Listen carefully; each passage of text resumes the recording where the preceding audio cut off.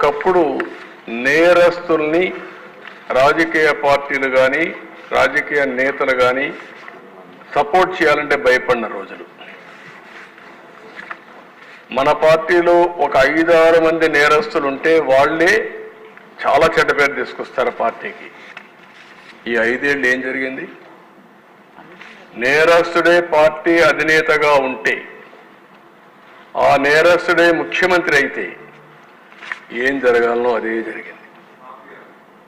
Mafia తయారైపోయారు. ఇప్పుడు ఒక theory ఉంది. ఆ థియరీ మీరు సీక్రెట్ అని ఒక బుక్ ఉంటుంది. మీరు చదివిన వాళ్ళు చాలామంది తక్కువ ఉంటారు.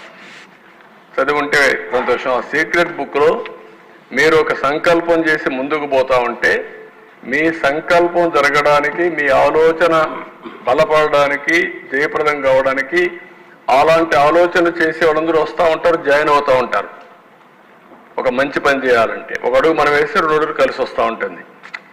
అదే మరి చెడు వ్యక్తులు కూడా చెడు పనులు చేయాలన్నా ఆ సంకల్పానికి కూడా అలాంటి వ్యక్తులు చేస్తారు.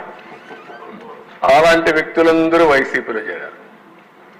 నేను అడుగుతున్నా, ఇక్కడుండే మీరందరూ చెప్పాలి, చరిత్రలో ఇలాంటి నాయకుడిని ఇటీవల కాలంలో మీరు చూశారా? నేనైతే 45 ఏళ్ళు చూడలేదు.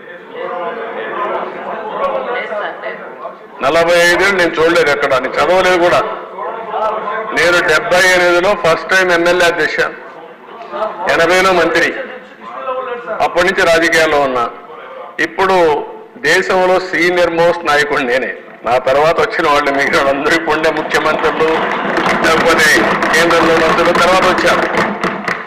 కానీ నాకు చరిత్ర అంతా కూడా చూస్తూ ఉంటాం కదా దేశ రాజకీయాల్లో ఉంటే, ఎక్కడ నాకు ఎవరు తగల్లా. Please subscribe to KTV Telugu. KTV Telugu. KTV Telugu channel.